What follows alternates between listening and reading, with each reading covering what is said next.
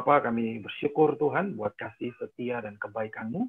Dan berdoa biar malam hari ini pengurapan Tuhan turun atas hamba-Mu, buat setiap umat-Mu, buat setiap anak-anak-Mu yang malam hari ini kayak berkumpul di dalam doa, di altar, kayak berdoa biar kebenaran firman Tuhan juga memberikan kami kekuatan. Terima kasih Bapak. Kami mengucap syukur dalam nama Yesus kami berdoa. Haleluya. Amin. Baik. Saya nggak tahu, tapi dari 2 hari lalu tiba-tiba suara saya nih hilang. Tadi pagi benar-benar nggak bisa ngomong. Di kantor juga mau meeting juga akhirnya nggak bisa ngomong ya. Tapi kayaknya doa Pak Yeye dan yang lain-lain luar biasa. Malam ini bisa ngomong sampai saya pakai handsfree, berharap bisa terdengar jelas. Cukup terdengar jelas ya, karena saya ngomongnya agak pelan. Oke. Bapak Ibu, terima kasih buat Pak Yeye, Kak Monik, dan seluruh pemimpin untuk boleh memberikan saya kesempatan untuk share. Dan malam hari ini saya akan membagikan sebuah tema dengan judul Maukah Engkau Sembuh? Ya, Bapak Ibu, saya percaya malam hari ini dimanapun Bapak Ibu berada, ya di rumah ataupun mungkin saat ini sedang di kamar, apapun, saya percaya malam hari ini Tuhan sanggup menjamah dan memulihkan kita. Saya selalu bilang setiap kali saya pertemuan Zoom, saya selalu bilang bahwa Tuhan tidak bisa dibatasi walaupun hanya melalui online. Ya, dimanapun kita berada, selama kita buka hati kita, saat itu Tuhan juga bisa memulihkan kita. So malam hari ini saya memberikan judul Maukah Engkau Sembuh. Tapi tema ini tidak hanya berbicara buat kita yang sakit. Tapi kalau malam hari ini kita sedang membutuhkan mujizat, mungkin pertanyaannya adalah, maukah engkau mengalami mujizat? Kalau malam hari ini kita sedang bergumul untuk suatu masalah, mungkin pertanyaannya, maukah engkau mengalami kemerdekaan, atau kelepasan, atau kebebasan? Bapak Ibu, saya akan mulai dengan satu firman Tuhan yang diambil dari dalam kitab Yohanes, pasalnya yang kelima, ayat yang pertama, sampai ayat yang ke-8 ya. Judul perikopnya adalah penyembuhan pada hari Sabat di kolam Bethesda. Mungkin Bapak Ibu pernah membaca, bahkan mungkin sering, dan kalau nggak salah 2 hari lalu kemarin Kak Tony Suwardi sempat membaca ayat ini deh kalau nggak salah ya. Saya akan bacakan buat saudara ayat yang pertama. Sesudah itu ada hari raya orang Yahudi. Dan Yesus berangkat ke Yerusalem. Di Yerusalem, dekat pintu gerbang domba, ada sebuah kolam. Yang dalam bahasa Ibrani di Bethesda. Ada 5 serambi. Dan di serambi-serambi itu berbaring sejumlah besar orang sakit. Saudara, kalau saudara baca dalam terjemahan bahasa Indonesia, dikatakan sejumlah besar orang sakit. Kita nggak tahu jumlahnya berapa banyak. Tapi kalau di dalam terjemahan The Message, itu jelas. Dikatakan bahwa hundreds of sick people. Jadi artinya orang yang berada di serambi di kolam Bethesda itu jumlahnya ratusan, saudara ya. Karena banyak sekali orang membutuhkan mujizat dan kesembuhan. So malam hari ini saya ingin kasih satu kabar baik buat kita semua. Tuhan nggak bisa dibatasi oleh jumlah. Semakin banyak jumlah bukan berarti Tuhan semakin kelingkungan, saudara ya. Tapi malam hari ini Tuhan bisa bekerja sebesar iman kita, sebesar kepercayaan kita, disitulah Tuhan akan bisa bekerja dalam hidup kita. Ya. Kemudian Alkitab berkata, di situ ada orang-orang buta, ada orang-orang timpang, ada orang-orang lumpuh. Saya lanjutkan pakai bahasa saya, ada orang-orang yang membutuhkan pemulihan mungkin. Mungkin Bapak Ibu sedang membutuhkan kelepasan. Mungkin Bapak Ibu sedang membutuhkan mujizat keuangan. Mungkin Bapak Ibu sedang membutuhkan mujizat pekerjaan. Mungkin Bapak Ibu sedang membutuhkan mujizat untuk anak-anak kita atau apapun. Alkitab bilang, semua orang itu mereka sedang menanti-nantikan. Apa yang mereka nantikan? Mereka menantikan goncangan air kolam itu. Ya. Kemudian ayat yang keempat dikatakan, sebab sewaktu-waktu turun malaikat ke dalam kolam itu dan menggoncangkan air itu. Barang siapa yang terdahulu masuk ke dalamnya, sesudah goncangan air itu, dikatakan apa? Menjadi sembuh. Apapun juga penyakitnya. Nah, di situ ada seorang yang sudah 38 tahun lamanya sakit. Ya tentunya 38 tahun ini bukan waktu yang singkat Bapak Ibu ya.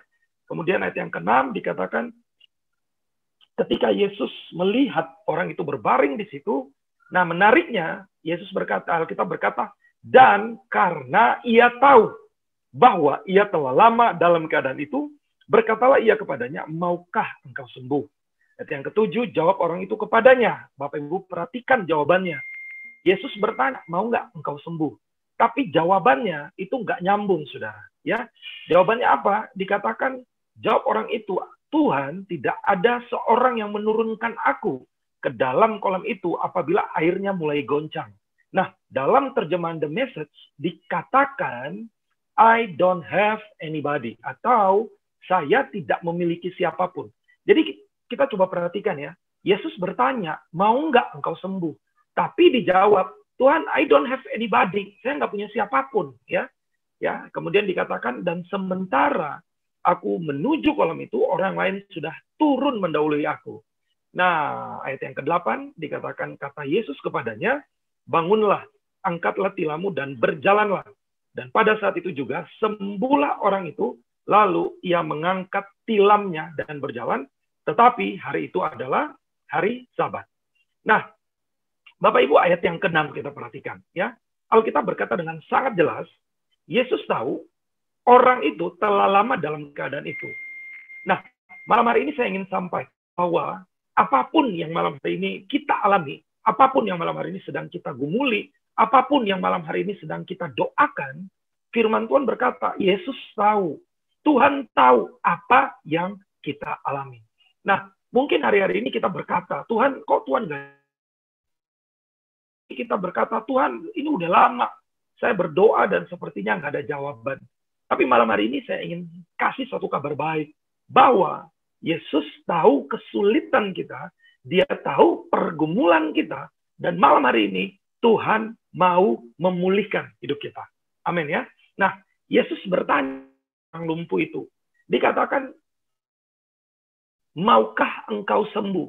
Bapak Ibu, saya sempat, ngapain sih Yesus nanyain seperti itu? Orang sakit pasti ingin sembuh, betul ya? Orang yang punya masalah dalam rumah tangga pasti ingin pemulihan. Orang yang sedang menanti-nantikan pertolongan, gak usah ditanya pun, kita semua tahu bahwa dia pasti membutuhkan mujizat. Nah, pertanyaannya adalah, kenapa Yesus bertanya pertanyaan ini? Apakah Yesus nggak tahu dia sakit? Enggak. Yesus tahu kok. Semua orang di situ tahu bahwa orang itu sakit lumpuh. Nah, tapi kalau Yesus kasih pertanyaan ini, saya pernah sharing ini di Morning Chapel 2 minggu lalu kalau nggak salah. Bapak Ibu, kenapa Yesus bertanya? Sebenarnya satu, Tuhan ingin menelisik, Tuhan ingin masuk ke dalam hati kita, ke dalam hati orang sakit itu, untuk mengenali dan mengetahui apa sesungguhnya yang ada di dalam hati orang itu. Nah, nanti kita lihat ada 4 hal yang kita akan bisa pelajari. Yang apa sih yang ada di dalam hati orang itu? Hanya dari jawabannya. Hari ini kita akan lihat ternyata ya kenapa orang itu, saya akhirnya merenungkan kenapa sih orang itu ngalamin sakit selama 38 tahun. Malam hari ini saya ingin sampaikan bahwa ada 4 hal yang membuat orang itu tidak mengalami pemulihan, saudara. Yang pertama, saudara, Alkitab berkata, ketika Yesus bertanya, maukah engkau sembuh? Orang sakit itu menjawab, kita lihat ayat yang ke-7 ya. Tuhan, tidak ada orang yang menurunkan aku ke dalam kolam itu apabila airnya mulai goncang. Saudara, dia menjawab, tidak ada orang yang Pertama, saya ingin sampaikan kepada kita semuanya. Malam hari ini, jangan terlalu berharap kepada manusia. Bapak Ibu, Yesaya 2, ayat 22. Saya akan bacakan buat saudara. Saudara boleh catat, ayat ini bagus banget. Dibilang begini, jangan berharap kepada manusia, sebab ia tidak lebih daripada hembusan nafas. Dan sebagai apakah ia dapat dianggap? Alkitab berkata, jangan berharap kepada manusia. Saudara, malam hari ini, seringkali ketika kita punya masalah, tanpa kita sadar, seringkali kita berharap kepada manusia. Gak heran, saudara, ketika kita berharap kepada manusia, seringkali kita tidak menemukan jalan keluar. Karena kenapa? Karena harapan kita nggak menggantungkannya kepada Tuhan, tapi kita menggantungkannya kepada manusia. Ya, Yeremia 17 ayat yang kelima bilang begini, saudara. Beginilah firman Tuhan. Terkutuklah orang yang mengandalkan manusia, yang mengandalkan kekuatannya sendiri, dan hatinya menjauh daripada Tuhan. So, malam hari ini, kalau hari ini, saudara kalau sedang kesulitan pekerjaan, dan kita masih mengandalkan manusia, saudara, jangan salahkan Tuhan. Kalau sampai hari ini, mungkin kita masih belum mendapatkan pekerjaan. Kalau hari ini, kita sedang bergumul untuk sesuatu, dan kita mengharapkan pertolongan manusia, jangan salahkan siapa-siapa. Kalau sampai ini, kita masih belum menemukan jalan keluar. Karena Alkitab berkata, Yeremia 17 ayat yang kelima, terkutuklah orang yang mengandalkan manusia. Saudara, kalau saudara bersandar pada tembok, ya, saya mau kasih tahu, tembok itu bisa runtuh. Dan ketika tembok itu runtuh, kita pun bisa terjatuh. Betul ya?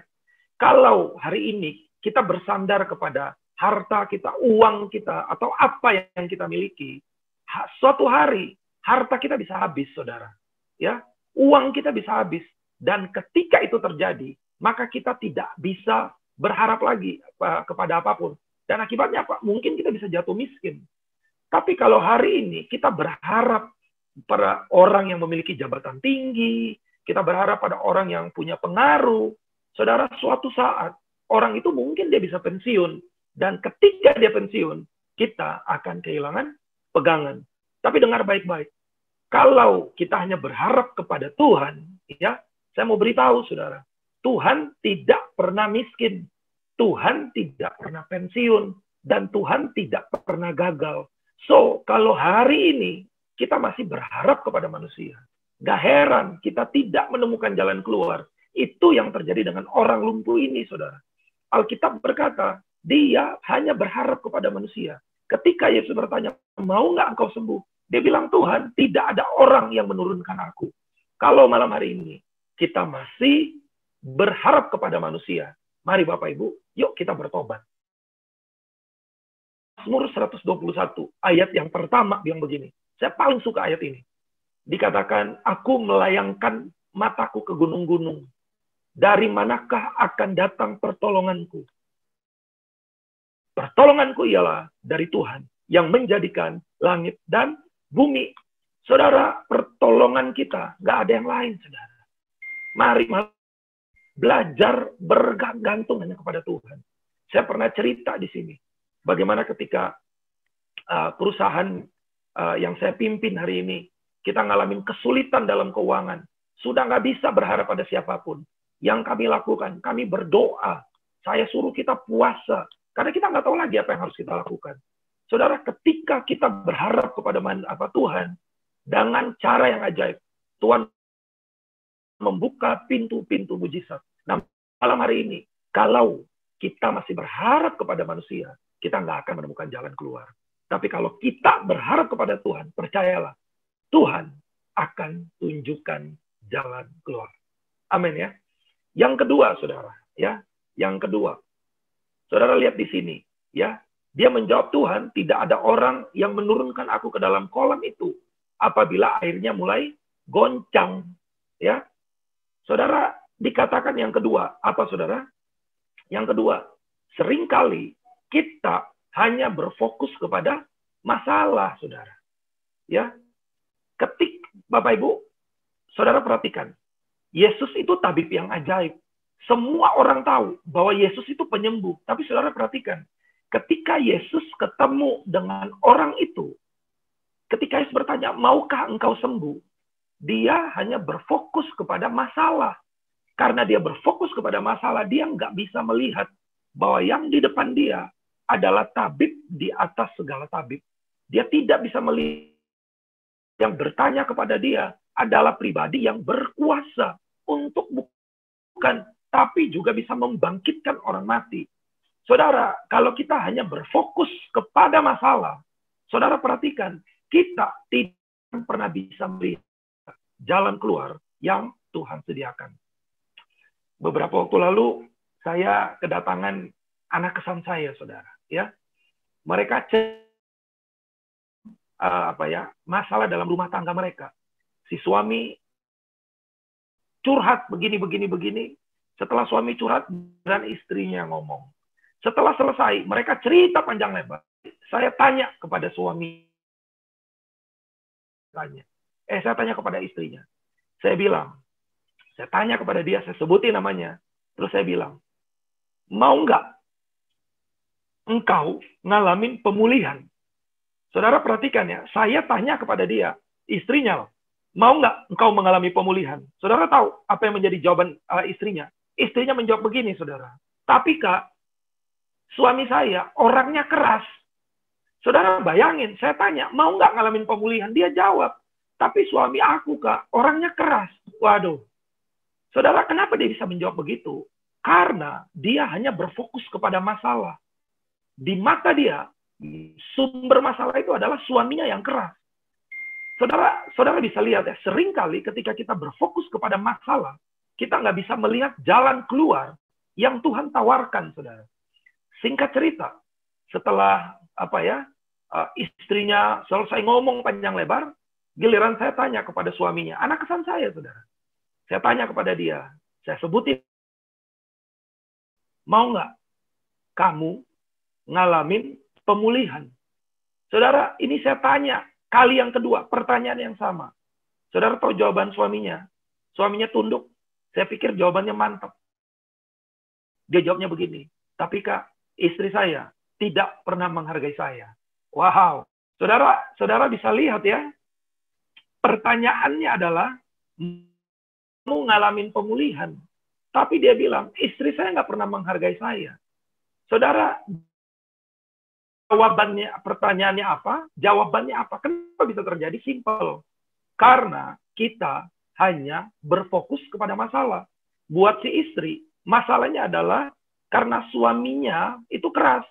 Dan kepada suaminya, jelas. Masalah utamanya karena istrinya. Saudara, selama kita berfokus kepada masalah, kita lihat jalan keluar yang Tuhan sediakan. Itu yang terjadi dengan orang ini, saudara. Gak heran, 38 tahun, dia tidak mengalami apa-apa.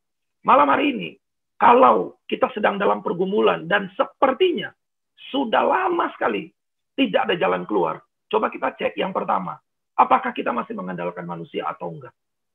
Kalau enggak, yang kedua, coba kita cek, apakah hari-hari ini kita berfokus kepada masalah, atau kita berfokus kepada Tuhan? Ya, saudara, itu yang terjadi, saudara. Ya, so malam hari ini gak heran orang yang sakit 38 tahun tidak mengalami kesembuhan. Karena kenapa? Dia fokus hanya kepada masalah kok. Dia hanya melihat kalau dia nggak bisa pergi ke air itu. Padahal kalau dia tahu di depan dia yang ngomong itu adalah Yesus, harusnya dia cuma bilang, Tuhan, aku tahu Engkau bisa menyembuhkan aku. Selesai masalah, saudara. Ya.